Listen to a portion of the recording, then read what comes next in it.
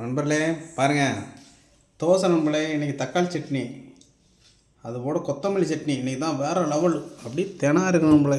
பாருங்கள், கொத்தமல்லி சட்னி தான் நண்பர்களே, சூப்பராக இருக்குது, தரமாக இருக்குது நண்பர்களே, வேறு லெவல்.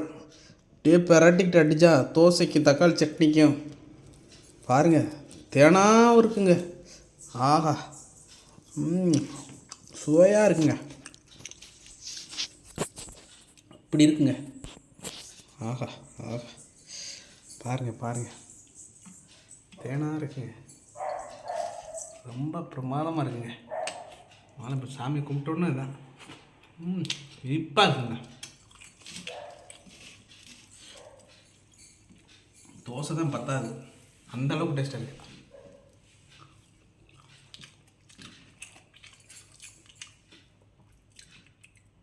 பாருங்கள், சூப்பராக இருக்குது,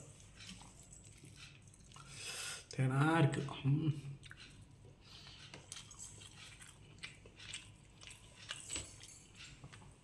கொத்தமல்லி சட்னி தான்.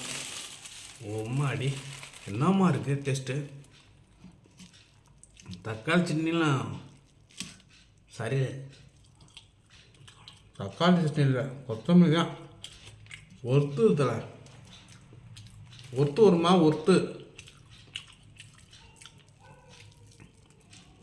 சொல்லுவாங்களே, அந்த ஒர்த்து தரம் தருமா, தரம் பிரமாதம்.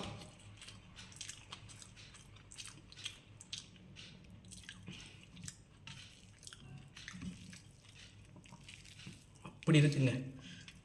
சாப்பிட வாங்க, எல்லோரும் வாங்க, சந்தோஷமாக இருக்குது, வாங்க வாங்க, எல்லோரும் சாப்பிடணும். ரொம்ப ரொம்ப ஆனந்தம். தக்காளி 10 தோசை நின்று 10 நாள் நின்று